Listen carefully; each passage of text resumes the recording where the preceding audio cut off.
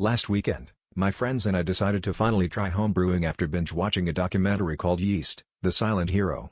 Armed with a simple kit from the internet, which came with instructions longer than my college thesis, and a playlist named Hops and Dreams, we set up shop in my kitchen. The first red flag was when Dave, our self-appointed brewmaster, announced, "I replaced half the malt with all-purpose flour. Trust me, it's basically the same."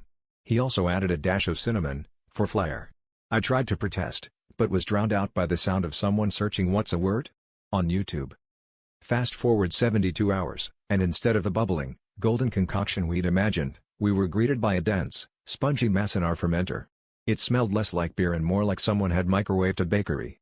We nervously tasted it, after losing a round of rock paper scissors, and, I kid you not, it was oddly delicious? Not beer, not quite bread. Something in between. "It's got a nice crumb," muttered Alex, who hasn't baked a day in his life. We sat there, chewing in silence, as Dave tried to convince us that this was all part of his plan. Out of curiosity, and mostly to get it out of my kitchen, I brought a chunk to our local bakery.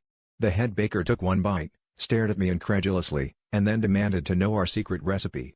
I tried to explain the process, flour, hops, and a total misunderstanding of brewing instructions, but she just nodded sagely and started scribbling notes. Within a day, brew bread was the bakery's hottest new item, with hipsters lining up and asking if it was gluten intolerant. It's not, but apparently it pairs great with IPA.